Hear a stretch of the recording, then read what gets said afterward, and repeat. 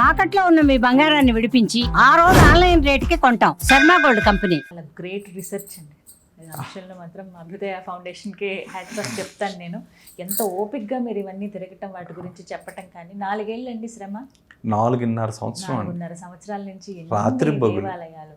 కానీ ఆ ఎనర్జీ ఖచ్చితంగా మీతో ఉంది కాబట్టే మీరు చెప్తే, అంటే ఏదో నామకే వస్తేనే నార్మల్గా అలా చెప్పేయట్లేదు, మీరు ఎక్స్పీరియన్స్ చేశారు కాబట్టి చెప్పే విధానము అన్ని కూడా ప్రతి క్షేత్రంలో చాలా ఉండుంటాయి అనుభవం. మీకు చెప్పిన ప్రతి క్షేత్రంలో మాకు ఒక్కొక్క అనుభవం అండి.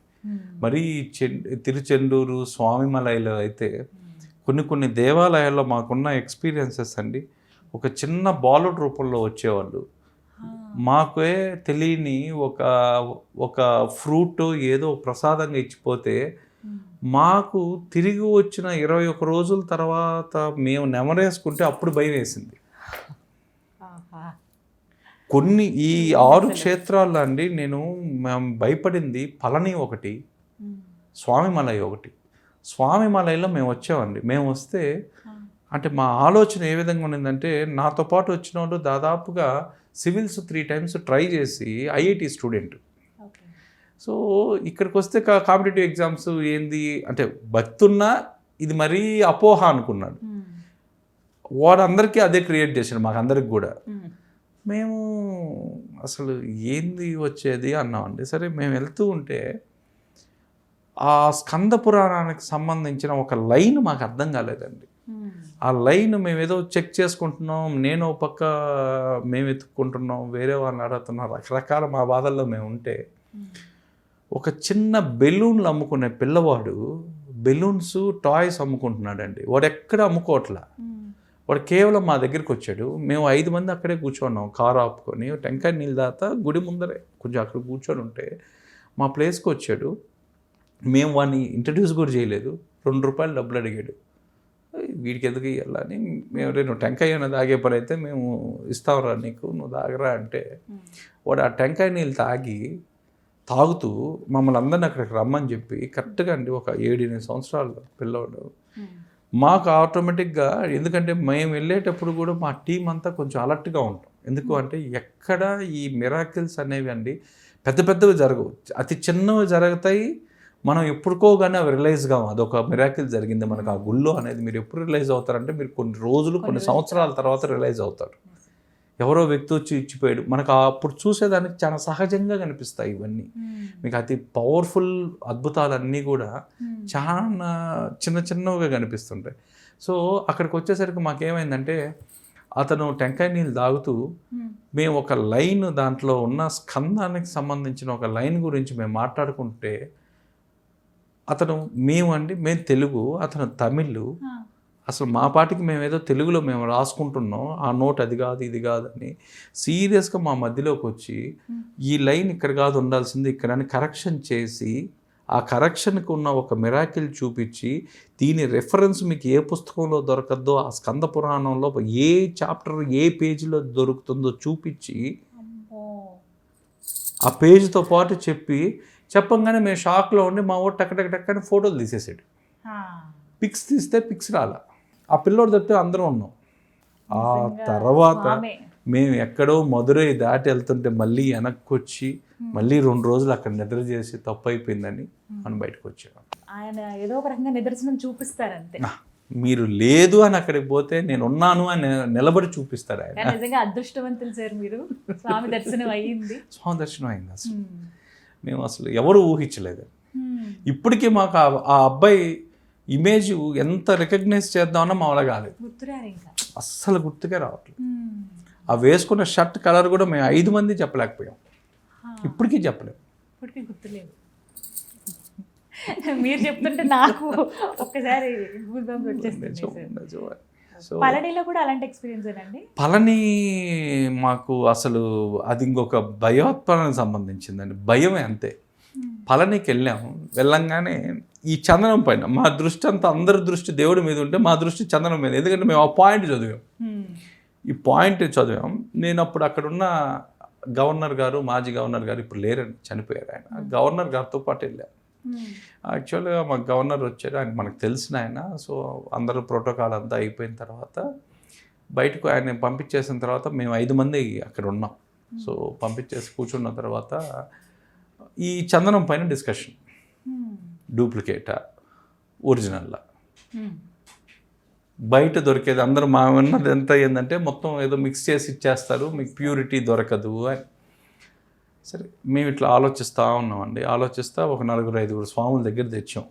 మేము కలర్స్ అవి చూసుకుంటున్నాం, ఎందుకంటే మాకు అనాలిసిస్ కావాలి కదా, ఇది నిజమా, ఇది కరెక్టా, ఇది కరెక్టా. లాస్ట్కు అదే మా సొంత దాంతో ఒక 2 తేల్చాం, ఓకే ఇవి కరెక్టు అని. ఈ 2 తేల్చి అక్కడున్న ఒక పూజారిని మేము చూపిస్తా అడుగుతా ఉన్నాం అనమాట. అక్కడ ఉండే వాళ్ళందరినీ, సార్ ఇది నిజమా, ఇది నిజమా అంటే లేదండి ఇది మిక్సింగ్, అది మిక్సింగ్ అని చెప్తూ ఉంటే కరెక్ట్గా 12 గంటల టైంలో అండి, కరెక్ట్గా ఒక 9 సంవత్సరాల పిల్లవాడు, 9-10 సంవత్సరాలు అంతే, ఎక్కువ ఏజ్ ఉండదు, పైన షర్ట్ కూడా లేదు, ఒట్టి చెడ్డీ ఉంది. ఎక్కడో ఉన్నవాడే ట్రా అన్నాడు. మేము 5లో 3 వెళ్ళంగానే మాకు ఒక చంద్రపు ఉంట ఇచ్చాడు. మేము 100-500 వాడు ఏదో డబ్బులకి ఇస్తున్నాడేమో, ఈడేదో ఆడుకుంటున్నాడని సరే 100 ఇచ్చాం. 100 పక్కన పెట్టేసాడు. ఏం తీసుకోవాలా, మాటలు లేవు, గుమ్మనే చంద్రం ఆడబెట్టేసి వెళ్ళిపోయాడు.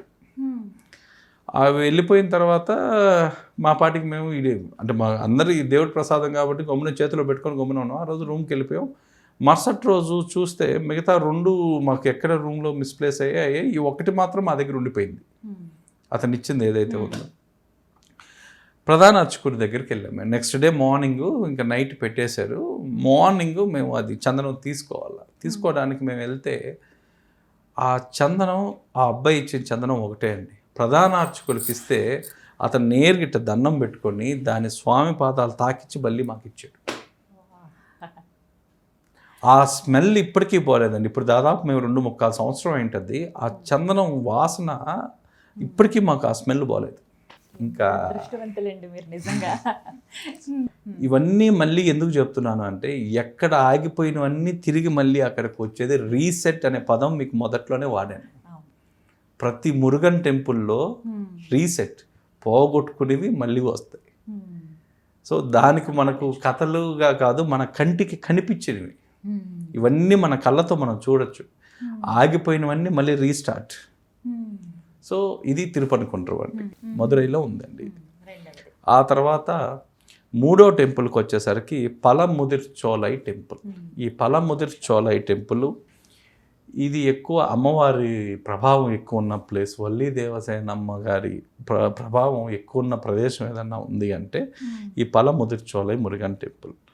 ఇది ఎక్కువ ఈ ఫారెస్ట్లో ఉండడం వల్ల, ఇక్కడ ఉన్న దాని ఔషధ విలువలు కానీ వీటి అన్నిటి వల్ల ఇది ఎక్కువ ఇక్కడ మీరు అడుగు పెడతానే మణిపూర్ణికా చక్రం యాక్టివేట్ అవుతుందండి. మణిపూర్ణికా చక్రం యాక్టివేట్ అవుతుంది. దీనికి సంబంధించిన మీకు ఏదైనా బెనిఫిట్స్ ఉంటే మెడికల్ సంబంధించి, డైజెస్టివ్ సిస్టమ్ ఏదైనా ఉంటే కరెక్షన్ ఆటోమేటిక్గా జరుగుతుంది. డయాబెటిక్స్ కూడా మీకు కంట్రోల్కి వస్తుంది. ఈ దేవాలయంలో మీకు డయాబెటిక్స్ కూడా కంట్రోల్కి వస్తుంది. ఇక్కడ తమాషా ఏంటంటే, ఈ దేవాలయంలో మన అన్ని దేవాలయాల్లో ప్రసాదాలు కానీ మీరు కానీ చూస్తే రకరకాల ప్రసాదాలు అండి. మురుగన్ ప్రసాదాలు అంటే చాలా ఫేమస్ ఉంటాయి, చాలా బాగా కూడా ఉంటాయి, అవి చాలా విశేషంగా ఉంటాయి. ఇక్కడ కేవలం ఫ్రూట్సే పెడతారండి. ఫ్రూట్సే నైవేద్యంగా పెడతారు ఇక్కడ. పళ్ళు మాత్రమే నైవేద్యం ఇక్కడ, ఇంకా వేరే ఏమి పదార్థాలు ఉండవు. ఓన్లీ ఫ్రూట్స్ మాత్రమే ఉంటాయండి. దీంట్లో మీ ఆస్ట్రాలజికల్గా చెప్పాలి అంటే దాంట్లో కుటుంబ కలహాలు ఏమన్నా ఉన్నా ఆ కుటుంబ కలహాల దోషం కూడా ఇక్కడ ఎగిరిపోతుందండి. ఆ తర్వాత ఏమన్నా ప్రేమలో విఘ్నాలు ఉన్నా ఇలాంటివి కూడా ఇక్కడ అన్నీ సర్దుబాటు అవుతాయి. ఆ తర్వాత మ్యారిటల్ ప్రాబ్లమ్స్ ఏదన్నా ఉన్నా ఈ మ్యారిటల్ ప్రాబ్లమ్స్ కూడా ఆటోమేటిక్గా ఈ దేవస్థానంలో కూర్చొని ఆ మణిపూర్ణికా చక్రం యాక్టివేట్ కావడం వల్ల దానివల్ల ఎదురయ్యే సమస్యలన్నీ కూడా ఇక్కడ తీరుతాయండి. సో ఇక్కడ చూస్తే మీకు ఆస్ట్రాలజికల్గా బుధుని గ్రహం ఏదైతే ఉందో అది అనుకూలం అవుతుంది, శుక్రుని గ్రహం ఏదైతే ఉందో అది కూడా అనుకూలం అవుతుంది. ఇక్కడ మీరు మార్నింగ్ దర్శనం 6 నుంచి 8 దాకా, సాయంత్రం 5 నుంచి 6:30 దాకా దర్శనం చేసుకుంటే చాలా. అది ఈ టెంపుల్. ఆ తర్వాత 4వది వచ్చేసరికి పళని టెంపుల్. చాలా బాగుంటారండి. ఇక్కడ దండాయుధపాణి రూపంలో ఉంటాడు ఆయన. ఈ మురుగన్ స్వామి దండాయుధపాణి రూపంలో ఉంటారు. ఇక్కడ మీరు రాగానే మీకు యాక్టివేట్ అయ్యేది అనాహత చక్రం యాక్టివేట్ అవుతుంది. హృదయస్థానం ఏదైతే ఉందో అది మీకు యాక్టివేట్ అవుతుంది. ఈ పళని గురించి అతి రహస్యం ఏదన్నా ఉంది అంటే, ఈ 6 గుళ్ళల్లోనూ నవపాషాణాలు కావడం వల్ల వాటికి రాత్రుల్లో ఆ వేడి ఉంటుంది విగ్రహానికి. ఆ వేడి ఉండడం వల్ల ఆ వేడిని చల్లబరచడానికి చందనం అలంకరణగా చేస్తారండి. ప్రతిరోజు రాత్రి స్వామివారికి అందరికీ చందనం అలంకరణ చేస్తారు.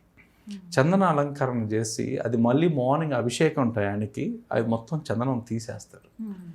ఆ నవపాషాణాలకి అది రాత్రంతా ఉండడం వల్ల ఆ చందనానికి ఒక మెడికల్ వాల్యూస్ వస్తాయి. ఆ మెడికల్ వాల్యూస్కి అక్కడ ఉండే వాళ్ళందరూ నమ్మకం నిజంగా జరిగినవి కూడా అది ఒక ఔషధం లాగా ఎవరైతే తీసుకుంటారో చనిపోయే వాళ్ళు కూడా బతికిన వాళ్ళు ఉన్నారండి. క్రానికల్ డిసీజ్ అందరూ కూడా ఇంకా లేదు అనుకున్న వాళ్ళు కూడా ఆ చందనాన్ని ఔషధంగా తీసుకొని చాలా మందికి లైఫ్ ఇచ్చింది. అది దాంట్లో ఆ నవపాషాణంలో ఉండే ఆ చందనానికి దాని అంత పవర్ఫుల్ చందనం అండి అది. ఇది చాలా పెద్ద రహస్యం. సో వాళ్ళు ఏదో కానీ మనకు ఆ ఒరిజినల్ చందనం దొరకాలి. ఆ ఒరిజినల్ చందనం కానీ దొరకగలిగితే అది నిజంగానే ఒక దివ్య ఔషధం. పొద్దున పూట దర్శనానికి వెళ్తే పొద్దున పూట ఆటోమేటిక్గా దొరుకుతుంది. అంటే మధ్యలో మార్కెట్లో దాన్ని ఏదో చేయొచ్చు కానీ ఒరిజినల్గా స్వామికి తీస్తున్నప్పుడు మనం ఉండి కానీ తీసుకోగలిగితే మాత్రం అది నిజంగా దివ్య ఔషధం. వెళ్ళే ఇక్కడ స్వామివారికి అతి ఇష్టమైంది ఏదన్నా ఉంది అంటే పంచామృత అభిషేకం. విశేష సేవ ఏదన్నా ఉంది అంటే పంచామృత అభిషేకం చేసుకుంటే సరిపోద్ది. తర్వాత స్వామివారికి ఇష్టమైంది ఇక్కడ ఏదన్నా ఉంది అంటే తలనీరాలు సమర్పించడం కూడా స్వామికి ఒక ఇష్టమైన ప్రక్రియగా ఇక్కడ భావిస్తారు. ఆ తర్వాత 5వ గుడికి వచ్చేసరికి స్వామిమలై గుడి. ఈ స్వామిమలై గుడికి వచ్చేసరికి ఇది తంజావూరు కుంభకోణం దగ్గర ఉందండి. ఈ స్వామిమలై గుడి మీకు అక్కడ ఉంది. ఇక్కడ స్వామిమలై గుడి గురించి చెప్పేటప్పుడు ఇది చాలా ఇంపార్టెంట్ గుడి అండి. విశుద్ధ చక్రం మీకు యాక్టివేట్ అవుతుంది. అందుకే ఎవరన్నా గాత్రం కావాలన్నా, మంచి వాచస్పతి కావాలన్నా, మంచి పొలిటీషియన్కి మంచి స్పీచ్ రావాలన్నా, వాక్ దోషాలు పోవాలన్నా ఏదన్నా గుడి ఉందంటే మన భారతదేశం మొత్తంలో కూడా ఈ స్వామిమలై గుడి ఒక్కటే ఉందండి. అందరికీ ఉపయోగమే కదా, ప్రతి ఒక్కరికి ఉపయోగం. పిల్లల దగ్గర నుంచి పిల్లలకి పర్టికులర్గా ఎవరైతే ఇప్పుడు చాలామంది చదువులో చాలా 90%, 80% తెచ్చుకో ఉంటారండి. కానీ వాళ్ళు ఒక ఉద్యోగానికి వెళ్ళాలనుకున్నప్పుడు ఆ ఉద్యోగం ఇంటర్వ్యూ వాళ్ళు సక్సెస్ చేయలేకపోతారు. ఎందుకు చేయలేరు అంటే కమ్యూనికేషన్ స్కిల్స్. ఈ కమ్యూనికేషన్ స్కిల్స్ అనేది ప్రతి దశలో ప్రతి వ్యక్తికి అవసరం. మీరు నేర్చుకునేది మీరు సరిగ్గా ప్రజెంట్ చేయలేకపోతున్నారు అంటే ప్రతి ఒక్కరు, అంటే ఒకరు విద్యార్థే కాదు, విద్యార్థి దశలో ఉద్యోగం, వ్యాపారస్తులు ఏదైనా సరే ఆ presentation skills, communication skills improve కావాలి అంటే ఏకైక గుడి ఏదన్నా ఉంది అంటే అది స్వామిమలై గుడి. ఎలా ఉంటుందండి గుడి అంతా? ఆ గుడి స్ట్రక్చర్ నిర్మాణం కూడా మీకు ఇక్కడ ఇంకోటి కూడా ఉందండి. దీంట్లో ఎవరన్నా గురుదోషం అన్నా, గురుదోషం, చదువులు రావడం లేదు, ఇలాంటిది ఏదన్నా ఉన్నా కూడా ఇక్కడికి వచ్చి ఒక 108 దీపాలు వెలిగించగానే ఆటోమేటిక్గా యాక్టివేట్ అవుతుంది. రెండోది వచ్చి ఇక్కడ స్వామి దగ్గరికి మీరు వెళ్ళాలనుకుంటే 60 మెట్లు ఎక్కాలండి. 60 మెట్లు అయితే ఉంటాయి. ఈ 60 మెట్లు మన 60 సంవత్సరాల జీవితంలాగా అందరూ భావిస్తారు. ఒక్కొక్క మెట్టు ఒక్కొక్క సంవత్సరం. అలా ప్రతి మెట్టుపై మీరు మెట్లెక్కి పోవడం వల్ల మీరు ఏ సంవత్సరంలో అయితే ఉంటారో, మీ వయసు ఎంత అయితే ఉంటుందో ఆ వయసుకు సంబంధించిన దోషం అక్కడ పరిహారం చెందుద్ది. ఇవన్నీ ప్యూరిఫికేషన్ చేసుకుంటూ నిజం ఇవన్నీ మీరు చేసుకుంటూ స్వామిని చేరుతారు. స్వామిని చేరిన తర్వాత ఆ స్వామికి అభిషేకం, చాలా అభిషేక ప్రియుడు ఆయన. అభిషేకం చేసిన తర్వాత ఆ అభిషేకం ఆ గర్భాలయంలో, అక్కడ ఉండే గర్భాలయంలో ఉన్న శక్తి అది మొత్తం గురుశక్తి ఉంటుందండి. ఆటోమేటిక్గా అది మీరు విగ్రహాన్ని 1 నిమిషం నుంచి 2 నిమిషాలు చూడగలిగితే ఆ ఎనర్జీ ఆటోమేటిక్గా ప్రతి శరీరంలోకి ప్రసారం ఉంటుంది. వీటిల్లో ఇంకొక హెల్త్ రెమెడీ చెప్పాలి అంటే ఇక్కడ ఎవరికైనా బాగలేదు, ఆరోగ్యం బాగలేదు అన్న వాళ్ళకి అందరికీ కూడా మన బాడీ లోపల 108 ఎనర్జీ పాయింట్స్ ఉంటాయండి. అందుకే మీరు ఏదైనా అష్టోత్తర శతనామాలు చెప్పేటప్పుడు కూడా 108 ఎందుకు అంటే మన శరీరంలో ఉండే 108 ఎనర్జీ సెంటర్స్, అవి శక్తి కేంద్రాలు. ఈ శక్తి కేంద్రాలకు సంబంధించి ఆ కాలాల్లో ఏ శక్తి కేంద్రం ఇన్యాక్టివ్గా ఉందో తెలియదు, ఏ శక్తి కేంద్రం యాక్టివ్గా ఉందో తెలియదు అనుకున్నప్పుడు వాళ్ళు ఏం చేస్తారు అంటే 108 దీపాలు వెలిగిస్తారు అక్కడ. 108 దీపాలు. ఇది ఇంకొక పరిహార కాండలో ఇంకొక సూక్ష్మంలో మోక్షం అంటే ఏంటి అంటే, ఎవరైనా అనారోగ్యంతో ఉండేటప్పుడు ఆ వ్యక్తి పేరు మీద మీరు ఏ దేవాలయంలో అయినా సరే 108 దీపాలు కానీ వెలిగించగలిగితే ఆ ఒక్కొక్క దీపం ఒక్కొక్క శక్తి కేంద్రాన్ని యాక్టివేట్ చేస్తుంది. సో అదేవిధంగా ఇక్కడికి వచ్చేసరికి స్వామిమలైలో మీరు ఆ 108 దీపాలు వెలిగించడం వల్ల అనారోగ్య సమస్యలు ఉన్నా యాక్టివేట్ అవుతాయి. మరీ ఇబ్బందిగా ఉండి చదువుల్లో పాస్ కాక ఇబ్బందులు పడుతూ ఉండే వాళ్ళందరికీ కూడా అక్కడికి వెళ్ళి ఆ 108 దీపాలు వెలిగించడం వల్ల మీకు ఆటోమేటిక్గా అది యాక్టివేషన్ జరుగుతుందండి. దీంట్లో విద్యా జ్ఞానార్చన అని పూజ ఉంటుందండి. అది చాలా ఇంపార్టెంట్ పూజ. అది ఆ విద్యా జ్ఞాన అర్చన అనే పూజ చేయించుకుంటే చాలండి. ప్రతి ఒక్కరికి కూడా దాంట్లో అన్నీ కవర్ అవుతాయి. ఇక్కడ రాగానే గురుదోష శాంతి, బుధగ్రహము 2 శాంతులు లభిస్తాయి. ఆ తర్వాత చివరిగా ఉన్న గుడి ఏదన్నా ఉందంటే తిరుపతి దగ్గరలో. ఇది ఇక్కడికి వచ్చేసరికి మీకు 2 చక్రాలు యాక్టివేట్ అవుతాయండి. ఆజ్ఞా చక్రం ఒకటి, సహస్రార చక్రం. ఈ 2 యాక్టివేట్ అవుతాయి. ఈ 2 యాక్టివేట్ కావడం వల్ల ఎంతో కాలంగా మైగ్రేన్ వ్యాధితో ఇబ్బంది పడే వాళ్ళకు కూడా ఇది ఒక పరిహారం. ఈ క్షేత్రం ఒక పరిహారం. ఆ క్షేత్రంలో మీరు అడుగుపెట్టి అభిషేకం చేయించుకోగానే ఆ గుడి ప్రాంగణంలో మీరు 5-10 నిమిషాలుగా నిలబడగలిగితే మీకు ఆటోమేటిక్గా ఆ మైగ్రేన్ వ్యాధికి సంబంధించిన తీవ్రత క్రమేపీ తగ్గుతూ వస్తుందండి. సో దీంట్లో సోమవారం, శుక్రవారం విశేషమైన రోజులుగా అభిషేకం చేయడం వల్ల మీకు ఆ రాత్రి దీపం ఉంటుందండి. అక్కడ ఒక దీపం వెలిగిస్తారు రాత్రుల్లో. మనం ఆ దీపం వెలిగించడం వల్ల అక్కడ ఆటోమేటిక్గా మనకున్న ఆ శుక్రదోషాలు ఏవైతే ఉన్నాయో అవి కూడా మీకు పోయి శీఘ్రంగా కళ్యాణం అనేది అవుతుందండి ఇక్కడ. సో ఇక్కడ కుజుడు చాలా ప్రశాంతంగా ఉంటాడు. ఇక్కడికి వచ్చేసరికి అతని తీవ్రత కొంచెం తగ్గుతుంది, ఆ ప్రభావం అనేది తగ్గుతుంది. ఇక్కడ ఇతనికి ఇష్టమైంది ఏదైనా సేవ ఉంది అంటే కావిడి సేవ అనేది చాలా ఇంపార్టెంట్ అండి. ఇక్కడ ఆ కావిడి సేవకి వచ్చిన వాళ్ళు ఏదన్నా అనారోగ్యాలు, ఈ ఫైనాన్షియల్ ఇష్యూస్ ఇలాంటివి ఏదున్నా మీరు ఒక మొక్కుకొని కావిడి తీసుకొని వస్తానని మొక్కున్న వాళ్ళందరికీ కూడా ఈరోజు 99.99% ఫెయిల్ అయిన కేసెస్ లేవండి. వాళ్ళ కావిడి తీసుకొని వచ్చి అక్కడ తలనీలాలు సమర్పించి స్వామివారికి, అది ప్రతి సంవత్సరం వస్తారండి. జనరల్గా ప్రతి సంవత్సరం ఒక్కొక్కరు 6 కావిళ్ళు, 11 కావిళ్ళు, 21 కావిళ్ళు అని మొక్కుంటారు. ఈ చేయడం వల్ల ఏంటంటే మనలో ఉన్న ఆ నెగిటివిటీ అంతా వెళ్ళి ఆ పసుపు బట్టలు ధరిస్తారండి. ఆ పసుపు వర్ణం ఏదైతే ఉందో దాన్ని చేయడం వల్ల ఏమవుద్ది అంటే దోషాలు నివారణ అయ్యి మనం అనుకున్న పనులన్నీ కూడా జరుగుతూ ఉంటాయి, కంటిన్యూస్గా జరుగుతూ ఉంటాయండి. సో ఈ విధంగా మన 6 గుళ్ళతో మన యాత్ర కంప్లీట్ అవుతుందండి. సో 6 రోజులు, ఈ 6 రోజుల్లో ఇవి కంప్లీట్ చేసిన తర్వాత మీకు రిజల్ట్ 21 రోజు నుంచి మీరు వాటి ఫలితాలను చూడడం మొదలు పెడతారు.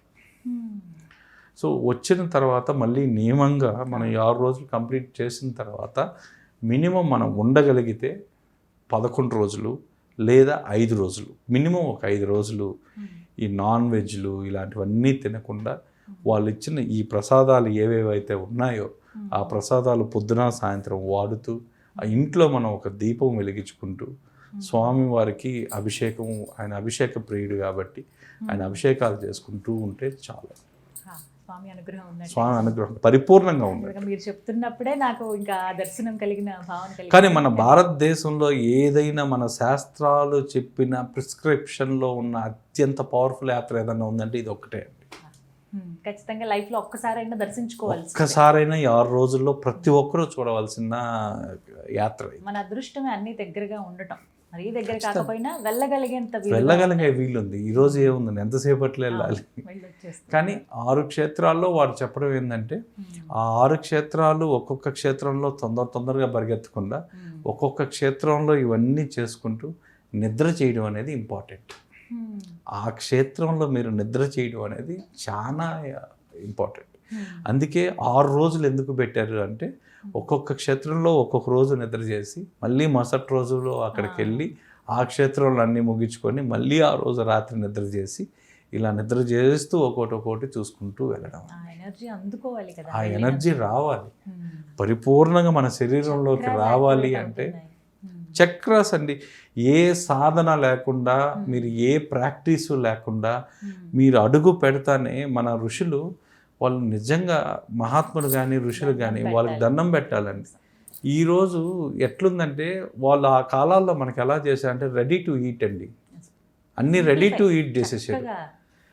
మనకు రెడీ టు ఈట్ ఉండే మనకొద్దు, నేను పోతా, నేను పంట వేస్తా, నేను పండిస్తా, వచ్చిన బియ్యంతో నేను వండుకుంటా, నేను తింటా. శ్రమ తీసుకుంటున్నాం మనం అనవసరంగా. ఎందుకు? ఆల్రెడీ మీకు ఉన్నాయి, మీకు ఒక దేవాలయాలు ఉన్నాయి, అవి శక్తి కేంద్రాలుగా ఉన్నాయి. మీరు అక్కడికి వెళ్తే ఆటోమేటిక్గా శక్తి యాక్టివేట్ అవుతుంది. ఇంకేం కావాలి మనకు? కానీ